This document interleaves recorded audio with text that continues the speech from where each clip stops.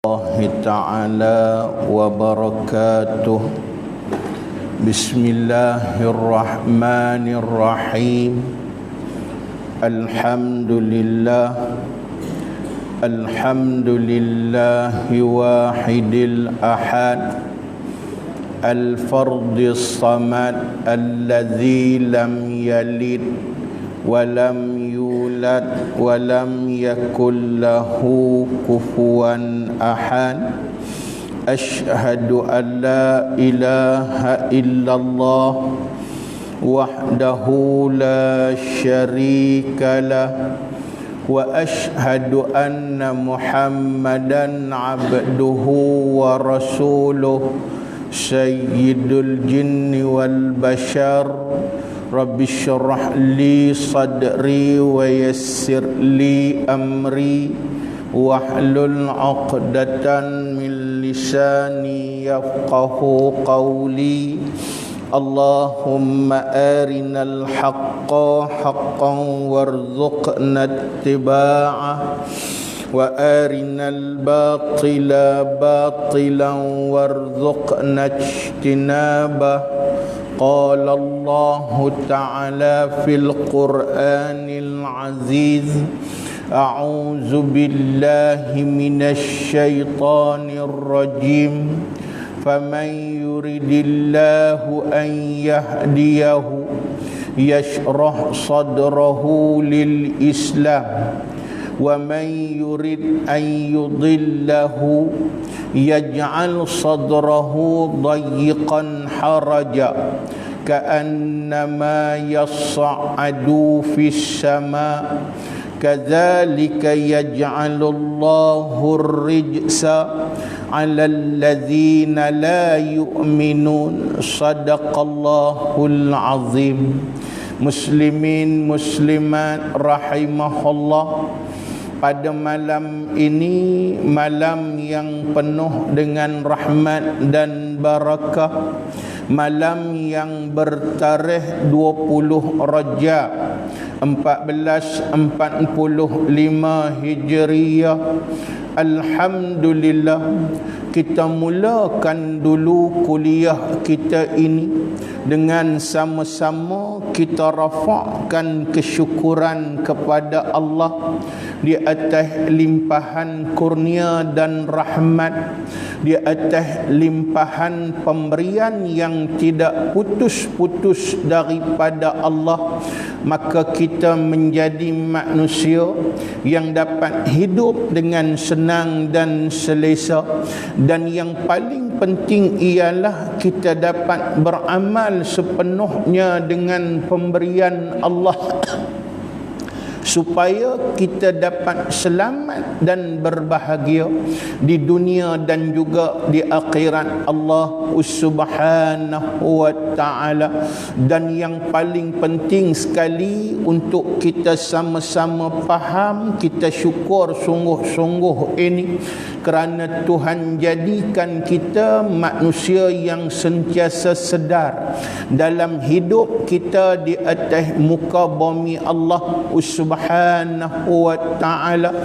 Banyak manusia yang walaupun Tuhan bagi kat dia pelbagai nikmat, pelbagai anugerah, dia masih lagi dalam keadaan lena, dan daripada lena dia itu akhirnya menjadikan dia orang yang sesungguhnya iaitulah ghalid dan lalai kepada Allah Subhanahu wa ta'ala.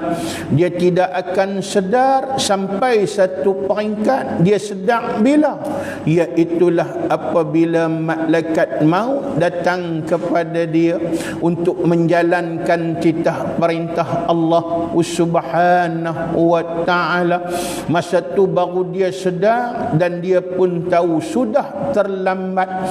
Maka akhirnya dia menjadi orang yang iaitulah gagal dalam kehidupan di dunia dunia, maka dia juga akan menjadi orang yang gagal dalam kehidupan di akhirat Allah Subhanahu wa ta'ala. Jadi bagaimana nak bagi jadi diri kita sentiasa sedar?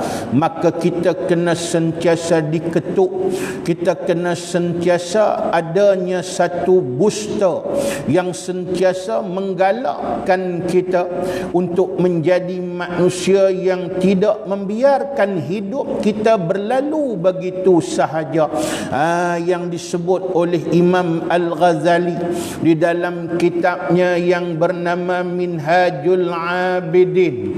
Dalam Minhajul Abidin ini dia membicarakan tentang aqabah-aqabah, halangan-halangan manusia yang payah untuk sampai dalam perjalanannya menuju kepada Allah Subhanahu wa ta'ala. Kadang-kadang manusia ni cukup ghalib, kadang-kadang manusia ni cukup lalai. Maknanya iaitulah dia tidak sampai dalam perjalanannya menuju kepada Allah Subhanahu wa ta'ala. Salah satu penghalang utama kepada manusia untuk sampai pada Allah, kata Imam Al-Ghazali di dalam Minhajul Abidin, iaitulah manusia itu tidak adanya kepada dia iaitulah bawa'is. Ni bahasa Arab. Apa makna bawa'is? Bawa'is ni kalau Tok Guru terjemah, iaitulah apa dia? Tok Guru terjemah dengan makna pendorong, tapi saya terjemah dengan makna bolehlah pendorong tu boleh juga, tapi kita bubuh makna iaitulah penggalak, ataupun bahasa lah dia panggil booster.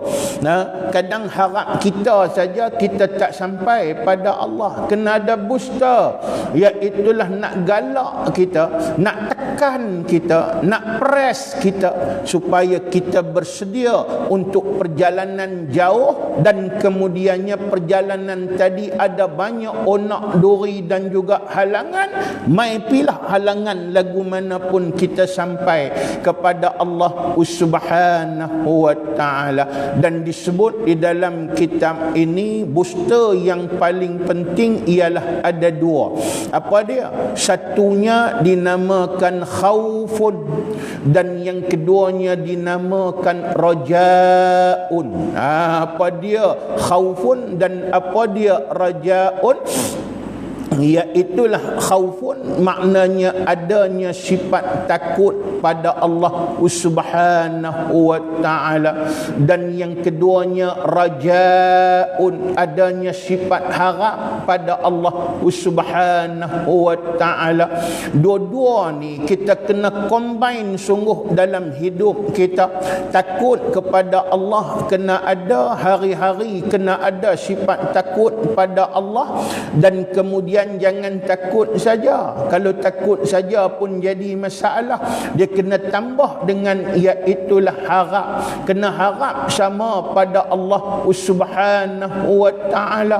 Di mana takut yang paling banyak kita nak kena guna ni masa hidup kita lah ni tuan-tuan. Ni masa tengah kita duk tempuh kehidupan, masa ni kita kena banyak bagi takut pada Allah.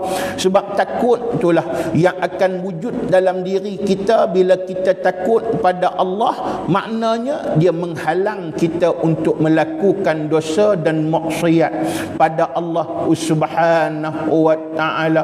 Dan kemudian harap yang paling banyak kita nak guna bila? Iaitulah ketika di penghujung umur kita tuan-tuan. Masa tu iaitulah disebut sebagai sakaratul maut. Waktu kita nak tinggal dunia ni tuan-tuan, setiap kita akan sampai satu masa yang disebut sebagai sakaratul maut, iaitulah mabuk nak mati. Masa tu ujian besar daripada Allah Subhanahu wa ta'ala, antara fitnatul kabair, fitnah yang paling besar selain daripada fitnah dajjal, iaitulah fitnah ketika kita nak habis umur tuan-tuan yang dirahmati dirahmati oleh Allah. Masa itulah disebut modus operandi iblis ini. Dia akan guna sebagai perkara macam-macam untuk menjadikan kita mati dalam keadaan su'ul khatimah. Tu saya nak pendekkan, tuan-tuan pun tahu dah bagaimana duk dengar dah kuliah selalu. Iblis akan berupa orang yang dia paling sayang, mai kacau iman dia pada waktu itu. Contoh, mai berupa mak, orang lain tak nampak, dia seorang yang nampak, tuan-tuan. Tu nama sakaratul maut. Mak, contoh mak dia mai, dia kata buh bila nama mat, contoh mat ni senang sebut. Mak nak habaq kahang lah, hang nak habis umur ni tinggallah Islam tak betul, tak sah duk beriman pada Allah apa semua. Kalau hang sayang kat mak, jangan pegang dengan Islam. Mujur iman kita kuat pada waktu itu, kita pun duk mengaji, kita kata mak nak habaq lagu mana pun aku tak akan tinggal Islam. Hilang iblis mai berupa pula macam rupa pak dia, dan kemudian dah semua mai tak makan cekak. Iblis tu mai dengan rupa tok guru yang dia duk pegang sangat. Kita ni kadang mengaji banyak tok guru, tapi ada tok guru, satu tok guru kita pegang sungguh-sungguh, tuan-tuan.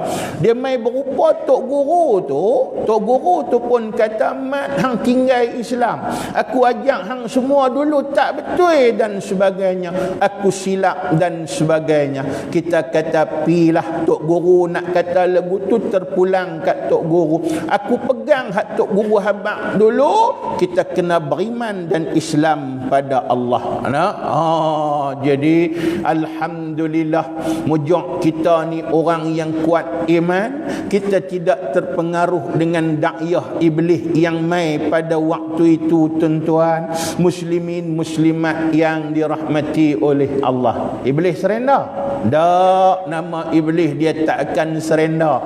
Dia bukan macam kita buat kerja sikit gagal, kita akan terus lemah semangat. Iblis dah, dia gagal plan A, dia akan pi kepada plan B. Dia gagal plan B, dia akan pi plan C. Maka iaitulah usaha terakhir dia, iaitulah dia akan sebut, dia kata bagus mat, hang orang yang hebat, aku uji lagu mana kat hang pun hang orang yang kuat iman. Tapi hang ingat lagu muka hang Tuhan boleh terima ke? Dia tayang balik kehidupan kita daripada mula balik sampai kita tua dan nak mati tu, tuan-tuan muslimin muslimat rahimahullah. Faham sajalah. Macam satu pakcik saya mengajak di satu tempat, dia kata, ustaz, kalau lagu tu kalau iblis tayang tu, tentu hak yang kita dia tayang sekali, hak yang kita jahat masa zaman jahiliah kita. Tu pakcik tu sebut, kita dulu pun teruk sungguh-sungguh, lepas tu kita mengaji, kita berubah, alhamdulillah. Jadi selalunya kita ni hak jahat tu banyak, hak baik tu sikit. Pasal kadang kalau kita sedang pada hujung-hujung usia kita, tuan-tuan, contohnya maka bila dia tayang macam tu, dia pun sebut, hang tengok sendiri, hang jahat hang dengan baik hang, agak-agak lagu muka hang ni Tuhan nak terima ke? Dia buh lagu tu, tuan-tuan. Kita pun fikir sungguh juga, takkanlah Tuhan nak terima lagu muka aku. Tengah duk kata sungguh juga, habis umur kita pada waktu itu. Maka ulama kata, bila kita habis umur dalam keadaan buruk sangka kita kepada Allah Subhanahu wa ta'ala, maka sesungguhnya mati kita dalam keadaan su'ul khatimah. Pasal apa kata buruk sangka? Pasal ada satu hadis qudsi, Tuhan kata, ana ala dhanni abdi, aku ni mengikut sangkaan hamba-Ku.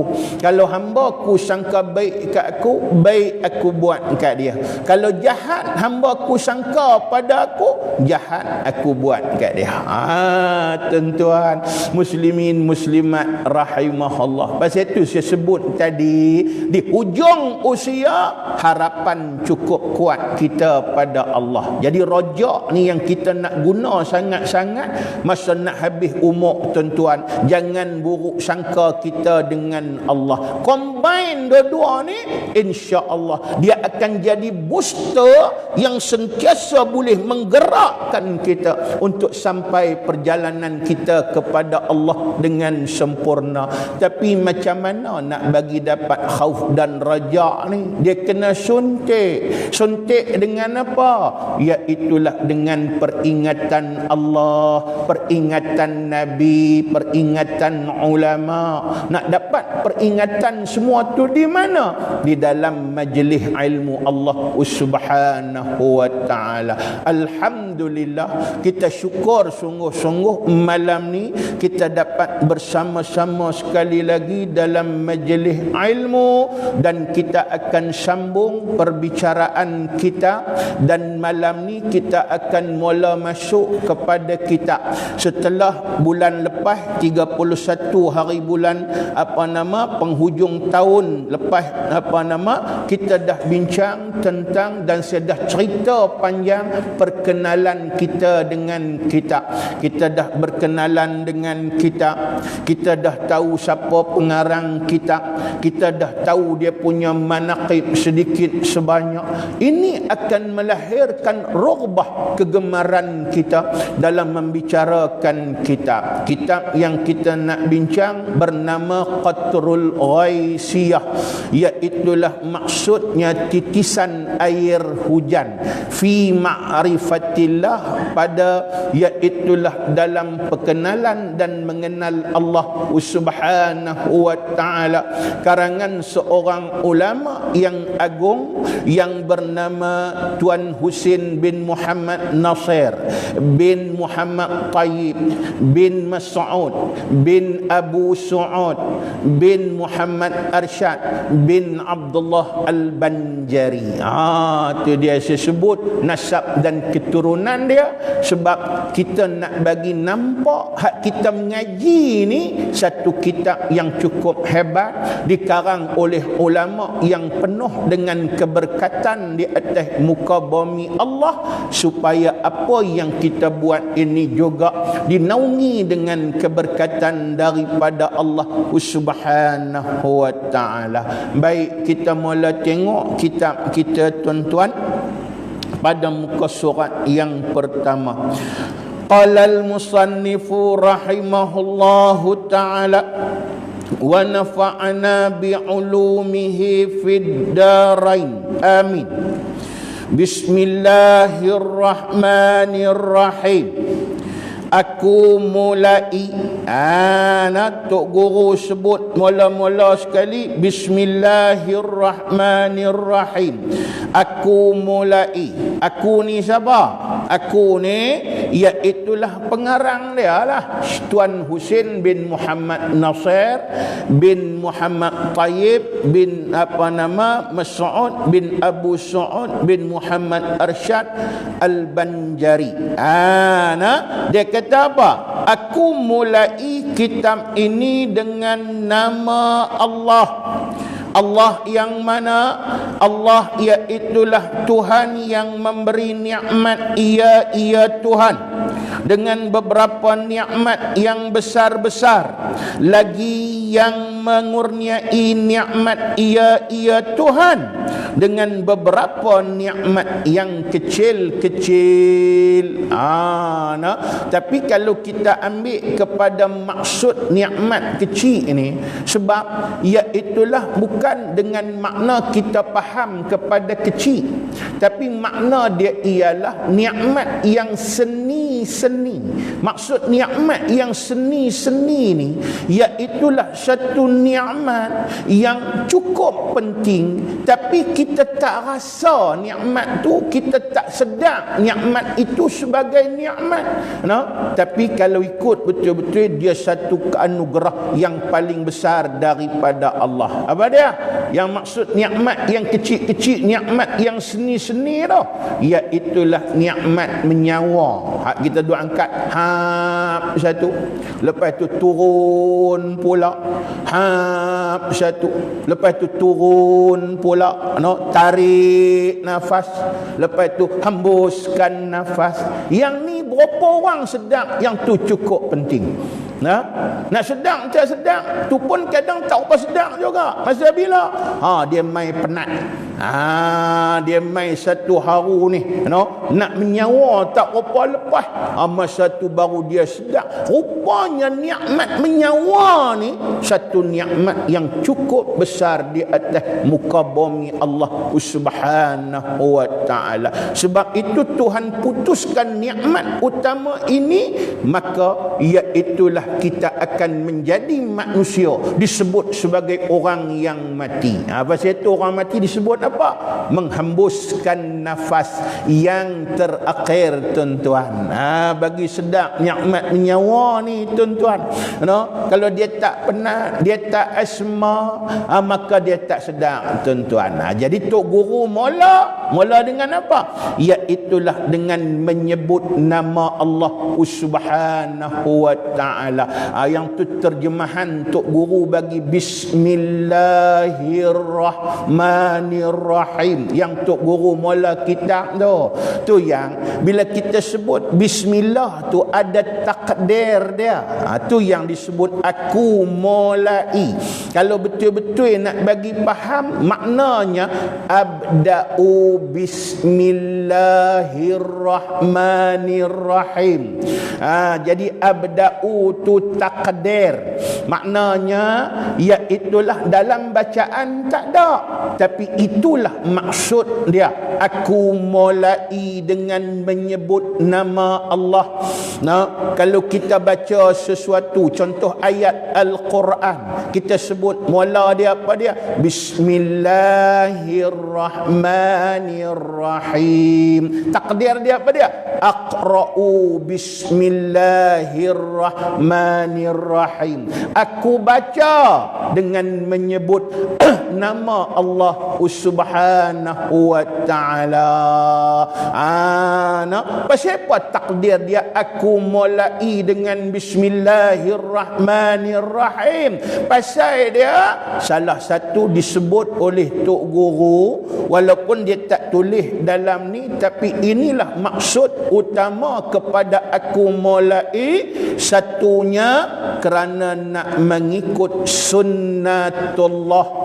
Sebab Allah Ta'ala menulis ataupun Allah Ta'ala menurunkan kitab-kitab dimulakan dengan Bismillahirrahmanirrahim. Satu, ittiba', ikut apa yang dibuat oleh Allah Ta'ala. Satu. Lepas tu alasan yang kedua, ittiba'ir rasul, ikut segala rasul, bukan takat Rasulullah sahaja, ikut semua rasul. Macam contoh disebut dalam Al-Quran, Nabi Allah Sulaiman alaihi salam bila dia utus surat kepada iaitulah Maharani Bilqis yang memerintah kerajaan Sabah, kerajaan yang begitu besar pada waktu itu, yang hari ini kalau kita tengok tinggalan sejarah kerajaan Sabah ini, rupa-rupanya kerajaan Sabah bukan saja menguasai seluruh iaitulah artinya kerajaan-kerajaan yang hari ini wujud di selatan semenanjung Arab, tapi termasuk iaitulah pada Afrika Timur. Dia menguasai, kalau kita tengok sejarah kerajaan Sabah ini, dia menguasai kerajaan yang cukup luas sampai ke Djibouti, sampai kepada Asmara, sampai kepada iaitulah Somalia, Somaliland, dan juga iaitulah Djibouti, dan kemudian separuh sedikit daripada bumi Habasyah. Hebat tak hebat Tuhan bagi kerajaan yang hebat ni, tuan-tuan. Dan Tuhan bagi anugerah kepada mereka, walaupun menguasai iaitulah semenanjung Arab, negeri yang disebut sebagai Rubu'ul Qali, tanah yang kosong tengah padang pasir, tapi Tuhan bagi kepandaian kepada kerajaan Sabah yang boleh membina satu empangan besar yang menampung iaitulah jutaan galen air di tengah padang pasir tu, yang nama dia empangan Ma'arib. Tapi sayangnya tuan-tuan, mereka merupakan orang yang mensyirikkan Allah. Mereka menyembah Tuhan matahari.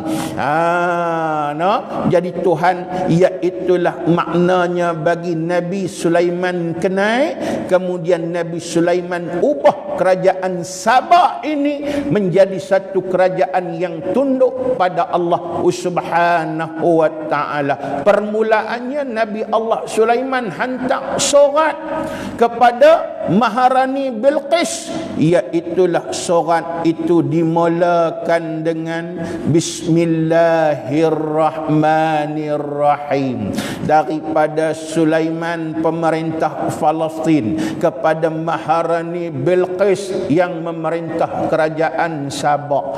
Jadi nak ambil sunnah daripada rasul-rasul dan juga iaitulah nabi-nabi yang muktabar, yang mereka juga tidak meninggalkan, iaitulah dimulakan dengan Bismillahirrahmanirrahim. Itu alasan kedua. Alasan ketiga, kenapa Tok Guru kita mulakan dengan Bismillahirrahmanirrahim? Kerana iaitulah disebut di dalam sepotong hadis Nabi sallallahu alaihi wasallam. Yang ni yang paling kuat tuan-tuan, alasan dia iaitulah kullu amrin zibalin la yabda'u bil basmalah fahuwa aqta' au kama qala. Setiap perbuatan yang boleh membawa kita mendapat pahala, tapi kita tak mulakan dengan menyebut Bismillahirrahmanirrahim, fahuwa aqta', maka dia terputus daripada rahmat Allah Subhanahu wa taala. Maknanya perbuatan tadi kalau boleh dapat pahala, terputus daripada rahmat, maknanya iaitulah perbuatan itu tidak dikirakan perbuatan yang boleh mendapat fadilat daripada Allah Subhanahu wa taala. Pasal itu mula sesuatu yang baik ini dengan bismillah, hukumnya sunat, bukan hukum wajib. Tak mula mendakbah, tapi iaitulah dari segi kaedah rahmat dan keridaan Allah, ia satu kecelaan tuan-tuan. Pasal itu orang tasawuf dia hukum, ini kira maknanya bukan bermakna iaitulah tak boleh langsung kita tak mula dengan bismillah sesuatu perbuatan yang mendapat pahala ni tuan-tuan. Iaitulah boleh, tapi persoalannya bagi orang tasawuf, orang yang abrar, orang bukan orang awam lagu kita ni, bagi mereka ialah ini satu perkara yang berat, seolah-olah satu benda yang wajib. Pasal itu maksud terputus daripada rahmat Allah ni iaitulah pernah dibahaskan oleh pelbagai ulama. Saya buka kitab Sirajut Talibin, syarah kepada Minhajul Abidin, karangan Syekh Dahlan Al-Qadiri, salah seorang ulama besar daripada Jawa Timur tuan-tuan. Kitab Sirajut Talibin ni dia syarah kitab Minhajul Abidin. Tutup guru saya masa di pondok dia cukup pesan, hang kalau mengajar Minhajul Abidin jangan tinggal kitab Sirajut Talibin. Kita pun tengok dalam Sirajut Talibin dia sebut pasal apa? Bismillahirrahmanirrahim. Abda'u, aku mulai, itu cukup penting mula dengan Bismillahirrahmanirrahim, pasal dia boleh membawa kita terputus daripada rahmat Allah. Apa maksud terputus daripada rahmat Allah Subhanahu wa ta'ala? Maksudnya ialah iaitulah berdasarkan kepada sepotong hadis qudsi yang panjang. Apa dia hadis Qudsi itu panjang cerita dia hadis tu.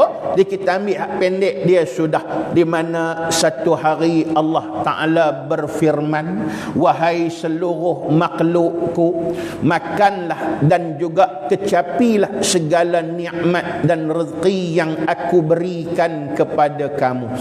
Tuhan kata aku tu, wahai seluruh makhlukku, apa saja rezeki dan nikmat aku bagi ke hampa, makan dan kecapilah. Kalau hak jenis makan, kalau hak jenis nikmat apa semua hak lain, maka ambillah seberapa banyak mungkin, kata Allah Subhanahu wa ta'ala. Lalu Iblis bertanya kepada Allah. Iblis kata, kalau lagu tu aku pun ada rezeki jugalah yang kau kurniakan ke aku. Aku pun ada jugalah apa yang hang bagi ke aku, wahai Tuhan. Tu dia Iblis, musuh utama Allah, pun nak juga rezeki dan nikmat Tuhan. Kata Allah, ya, Iblis pun ada rezeki dan juga nikmat yang aku beri kepada dia. Itu maksud keadilan Allah. Allah Ta'ala bagi kepada semua tuan-tuan. Dia tak kira hang Iblis ke, hang manusia ke. Kalau makhluk pula, dia tak kira hang beriman ke, hang kafir ke. Dia tak kira hang semayang ke, hang tak semayang ke. Dia tak kira hang tegakkan hukum Islam ke, hang lawan hukum Islam ke. Semua dia bagi sama, ya tuan-tuan. Tuhan bagi nikmat dan rezeki. Pasal itu kalau kita tengok dalam Bismillahirrahmanirrahim tu, iaitulah kita tengok sifat Ar-Rahman. Ar-Rahman ni iaitulah satu manifestasi sifat Tuhan yang menunjukkan betapa meluasnya pemberian Allah Subhanahu wa ta'ala. Dan melalui Ar-Rahman inilah Tuhan bagi kepada siapa saja tuan-tuan. Pasal itu dia punya lambang ataupun simbol iaitulah Ar-Rahman tu, di hujungnya ialah huruf nun. Di mana nun tu dia terbuka gigi dia begitu luas. Cuba tengok Ar-Rahman tu terbuka gigi dia begitu luas. Itu membawa makna siapa pun dia bagi. Itu nama Ar-Rahman tuan-tuan. Tu yang kalau kita terjemah yang amat pemurah. Dan itulah dia makna pemurah. Dan kalau kita tengok pemurah di sini dengan makna dia bagi, dia tak kira siapa, hang taat pada dia pun dia bagi, hang lawan dia pun dia bagi. Jawabnya, manusia tak ada siapa pun yang pemurah. Pasal apa? Pasal manusia ni kalau dia nak bagi, hak yang sokong dia baru dia bagi. Hak lawan dia memang tak bagi tuan-tuan. Walaupun sepatutnya dia kena bagi. Pasal apa? Bab bagi ni Allah Ta'ala yang bagi. Dia hanya menjadi alat, bukan hak dia. Jawab dia kena bagi semua. Patutnya lagu tu. Tapi sifat manusia dia memang lagu tu. Tambah kalau ada dendam, kesumat dan sebagainya.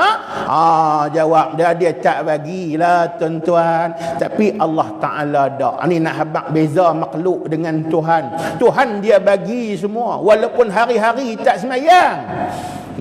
Walaupun hari-hari tak semayang, dia bagi tuan-tuan yang dirahmati oleh Allah. Kalau kira bab makan tu, kalau kata orang Islam pun dia bagi, hak kafir pun dia bagi. Kadang makan orang kafir lebih daripada hak orang Islam lagi. Orang Islam ada benda yang tak boleh makan. Hak kafir kadang dia pulun sopa, ya, habaq lah apa pun. Tu saya tengok dalam dokumentari nu, hak belah hujung-hujung Thailand apa semua nu, semua dia sapu tuan-tuan, hang tak sahabak apa pun. Sampai kita petang-petang beli cucuk pisang, hak goreng tepi jalan ni, dia khidik goreng, lipas goreng. Kalau lipit goreng, kalau lipit pun tak ada nak ketin orang lah. Pasal apa? Pasal dia hantam sopa semua tuan-tuan. Tu dia nak habaq bagi Tuhan bagi tuan-tuan. Pasal apa? Pasal inilah keadilan Tuhan. Supaya besoknya ketika di akhirat, orang kafir tak boleh lagi nak dakwa Tuhan. Pasal apa? Hang bagi syurga kepada orang beriman. Kami ni pun makhluk hang. Pasal apa hang bagi neraka? Itu antara hujah orang kafir. Maknanya Tuhan kata aku bagi dah syurga kamu di mana dulu? Di dunia. Pasal itu Nabi kata ad-dunya sijnun lil mu'min wal jannatu lil kafir. Dunia tu penjara bagi orang yang beriman, syurga bagi orang kafir. Tu dia tuan-tuan yang dirahmati oleh Allah Ta'ala sekalian. Nak bagi faham tu tang tu. Tu yang iblis pun tanya mana dia rezeki dia, mana dia nikmat yang Tuhan bagi kat dia. Lalu Allah Ta'ala kata, wahai iblis, rezekimu dan nikmatmu ialah termasuk dalam rezeki dan nikmat yang aku kurniakan kepada manusia, yang manusia tu mengecap dan menggunakan nikmat tu, dia tak mulakan dengan menyebut nama aku. Itu dia tuan-tuan. Walaupun hukum sunat mula dengan bismillah ni, tapi dia punya kesan dia iaitulah bila perkara itu tidak dimulakan dengan bismillah, tu maksud terputus. Maksudnya kita berkongsi dengan iblis. Makan tak mula dengan bismillahirrahmanirrahim. Jawab dia apa dia? Sepinggan tu kita kongsi dengan iblis. Minum tak mula dengan bismillahirrahmanirrahim, kongsi dengan iblis. Sampai iaitulah berkelamin sekalipun, berhubungan antara suami dan isteri, tak mula dengan bismillahirrahmanirrahim, itu juga termasuk dikongsi bersama dengan iblis. Maknanya iblis tu aduwwum mubin, musuh kamu yang terang. Tiba-tiba kita berkongsi dengan dia pula. Yang tu maksud terputus daripada rahmat Allah Subhanahu wa ta'ala. Pasal itu Tok Guru ambil cakna sungguh-sungguh bab ni. Kalau bismillah, makan hak benda harus pun mula dengan bismillah, kena mula dengan bismillah. Hak tidur yang benda harus tu pun mula dengan bismillah. Tambah nak karang kita tuan-tuan. Pasal itu terus Tok Guru pun abda'u bismillahirrahmanirrahim. Iaitulah dengan nama Allah Ar-Rahman, Tuhan yang memberi nikmat yang besar-besar. Pasal itu kalau nak bahas pula tentang nikmat hak besar-besar ni, payah. Jawab dia terlampau banyak. Nikmat Tuhan ni kalau kita nak bahas, Allah tak tahu nak habaq. Tu dalam Quran dia kata la tuhsuha, kamu tak akan dapat menghitung dan mengiranya. Tapi saya buka kitab yang pengarang sama Tuan Husin juga, tapi kitab tu kitab lain, kitab tauhid, nama dia iaitulah Usul Tauhid. Usul Tauhid Tuan Husin sebut nikmat hak paling besar yang Tuhan bagi kepada manusia ada 3 tuan-tuan yang dirahmati oleh Allah. Yang ni hak besar betul-betul sekali, dan 3 ni iaitulah kita kena syukur sungguh-sungguh dengan apa yang Tuhan bagi. Apa dia? 3 hak besar sekali, hak pure betul. Satu, nama dia ni'matul ijad. Daripada kalimah wajada, ada. Apa maksud dia? Nikmat diadakan bermula daripada tak ada. Tu kita mengaji tauhid, kita ni mula dengan adam, mula dengan tak ada, lepas tu baru wujud, baru ada. Jadi pasal apa kita mula dengan tak ada? Sebab kita baharu. Setiap baharu tu dia mula dengan tak ada. Sebab itu bila mula dengan tak ada, kita kena cari siapa yang bagi dia ada. Allah Ta'ala. Sebab itu Allah Ta'ala wajibal wujud. Kita ni jaizal wujud. Allah Ta'ala wajib ada. Maksud wajib ada tu, akal tak boleh terima kata Allah Ta'ala tak ada. Tu maksud dia. Kita jaizal wujud, kita boleh terima akal kita kalau kata kita ni mula dengan tak ada. Nah, pasal apa? Pasal kita bukan wajibal wujud, kita zaizal wujud. Harus ada.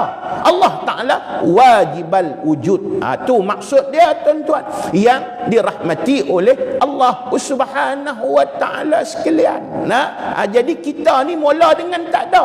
Siapa bagi ada? Allah Taala. Itu satu nikmat yang paling besar. Kena syukurlah pasal kita ni ada. Ada juga orang sebut kat saya, kan tak mau syukur ustaz. Tapi jadi tang mana nikmat ada tu bagi saya? Pasal apa? Saya ni tak minta diadakan.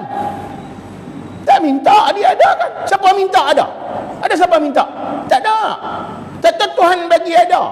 Maknanya bukan dengan kemahuan saya. Lepas tu bila dah ada, kena ikut Tuhan, bukan ikut saya. Lepas tu saya tak ikut Tuhan bila dah ada. Saya tak ikut Tuhan bila dah ada. Lepas tu kena masuk neraka. Maknanya apa? Susah saya juga. Tang mana nikmat dia? Jawab dia, kita jawab dah. Dia tanya pun dengan zakah-zakah, kita pun jawab dengan zakah-zakah jugalah. Senang dia lagu tu lah tuan-tuan. Jawab dia apa dia? Iaitulah dalam bab ada. Memang bukan kemahuan hang, kemahuan Tuhan. Dan bila nak bagi ada tak bagi ada, bukan pasal kita, pasal Tuhan. Mak Tuhan dah bagi ada. Suka tak suka hang kena terima. Kena faham begitu. Tak boleh bertikai dah yang tu. Pasal kita ni, kita mula tak ada. Lepas tu kita ada. Kita tak mau ada. Kotlah kita kata kita main hujung dah ada ni, kita tak mau ada. Tapi hang mau tak mau bukan ikut kemahuan hang. Allah Ta'ala. Allah Ta'ala yang nak bagi ada. Ikut suka dia. Jangan kata itulah jawapan hak kasar tadi ni. Tuhan, kalau sama kita pun contoh. Macam contoh lah. Macam contoh dulu-dulu, kalau orang dulu ni kira kalau seorang laki-laki berkenan pada seorang wanita, dia tak boleh ikut kemahuan dia. Mak pak lah kena cari. Tak tahu mak pak dia cari, tak ikut selera dia lah. Dia kata cik tak mau. Pasal apa? Pasal cik tak berkenan. Pasal apa hang tak berkenan? Adalah bukan taste dia lah, bahasa lah ni, bukan taste dia. Pak dia kata ikut suka aku nak cari apa pun kat hang, hang kena terima. Pasal apa? Aku belah hang daripada kecil. Daripada 2 jari aku belah hang sampai hang besar lah ni. Hang kena ikut aku. Tu bukan bagi jadi, baru belah. Baru belah ya. Ni Allah Ta'ala bagi jadi, kita dah tak ada kepada ada. Lagilah tak ada dah. Tak ada jawapan dah. Kita tak selok dah kita pada waktu tu tuan-tuan, dalam nak berjawab di hadapan Allah Subhanahu wa Ta'ala ni. Pasal tu bila dah kita suka tak suka kena ada, maknanya lebih baik apa? Kita anggap itu satu nikmat tuan-tuan. Bila kita anggap itu satu nikmat, barulah kita akan rasa kemanisan disebabkan kita ada. Apa dia? Dengan adanya kita boleh beramal kepada Allah. Kemudian bila beramal, ia menjadi asbab masuk syurga. Masuk syurga pula khalidina fiha abada, kekal dalamnya sampai bila-bila. Okey, satu nikmat paling besar. Yang kedua, ya kata Tuan Husin juga, iaitulah nikmatul amdad, daripada kalimah maddada. Apa maksudnya? Maksudnya ialah nikmat dipanjangkan usia kita sampai hari ini boleh menyawa lagi. Ada yang 40, ada yang 50. Saya 51. Ada yang iaitulah 60 di kalangan kita. Ada yang 70, ada yang 80, ada yang 90. Cukuplah dekat tu. Tak ada dah. Lain tak ada dah. Kotlah dah 100 tahun mai lagi malam ni. Tak ada dah tuan-tuan. Tak boleh pergi dah. Tak ada dah. Dekat tu ya. Tapi pasal apa kita kena anggap itu nikmat besar? Ni ramai dah kawan-kawan kita. Tak ada. Try buat reunion tengok. Try dah buat reunion tengok. Tiap-tiap tahun seorang tak ada. 2 orang tak ada. 3 orang tak ada. Saya duk mengajak pula Kulim ni banyak masjid. Daripada saya ada setengah masjid tu daripada saya tak nikah lagi. Tahun 2000 saya menikah. Saya mengajak tahun 98 ada, 99 ada tuan-tuan. Memang perhati ya. Hak duk mengaji kat saya ni tengok tak ada 2 orang. Hak banyak tak ada duk bersenang di tiang lah tuan-tuan muslimin muslimat rahimahullah. Seorang dua orang tak ada. Lepas tu tiga orang tak ada. Lepas tu kita merasa nak tanya, pak cik ni mana pi? Tak ada ustaz, dia pergi rumah anak dia di Kuala Lumpur, tahu-tahu pergi duduk sana, tahu dia habis dengan ayat tu apa semua. Parti lama dah, bukan mengajak baru 20 tahun lebih, dekat 30 tahun dah mengajak ni tuan-tuan. Tambah Masjid Tasjid Cibadak tu, dari tahun 96 tuan-tuan, seorang tak ada. Baik tuan-tuan muslimin muslimat rahimahullah. Jadi kita masih ada. Maknanya satu nikmat tu. Pasal apa? Pasal kita boleh lagi menjadi orang yang dapat menunaikan amanah dan tanggungjawab daripada Allah. Tapi dua nikmat ni besar. Tapi nikmat ni nama dia nikmat yang apa dia? Iaitulah inklusif, semua dapat.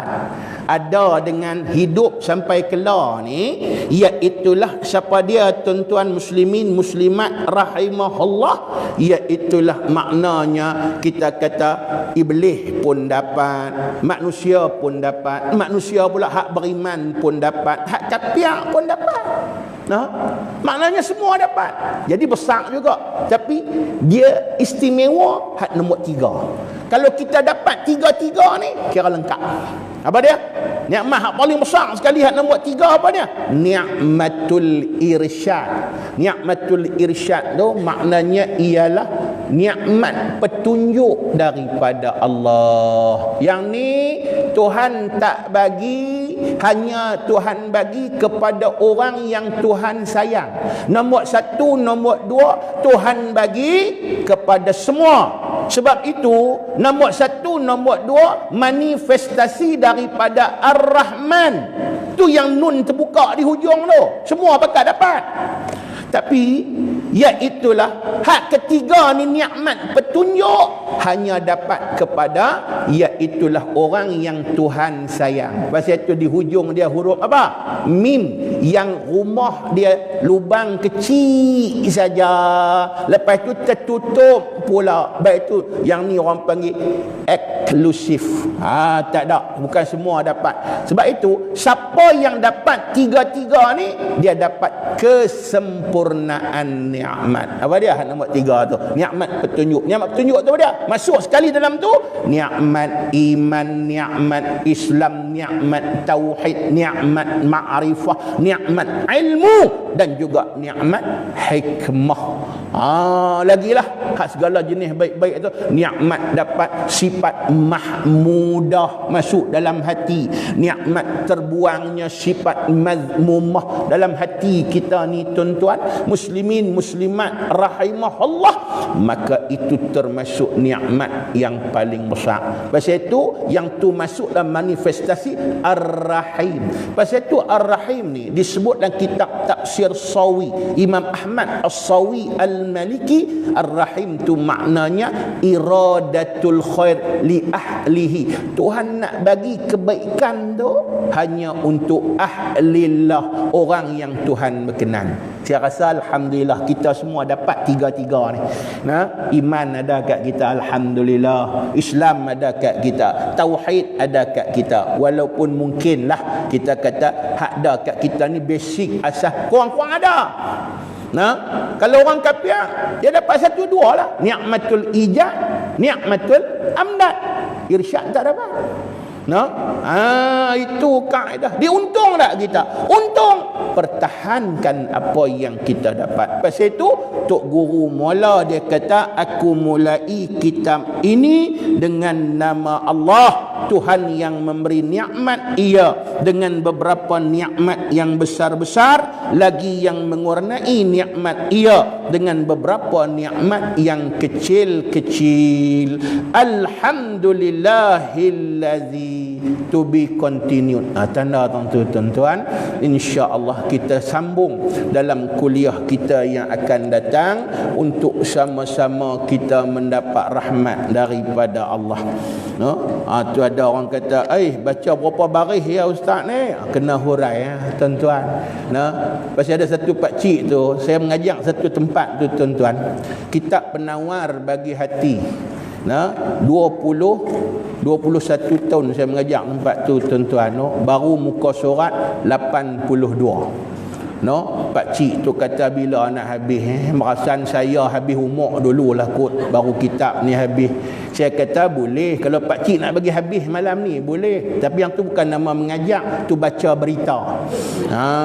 Yang tu kalau nak baca berita tengok TV3 ni TV7 lah tuan-tuan. Kita mengaji nak bagi faham supaya kita dapat beramal dan tetap berada di atas landasan kebenaran. Mudah-mudahan kita semua mendapat rahmat dan juga mendapat inayah.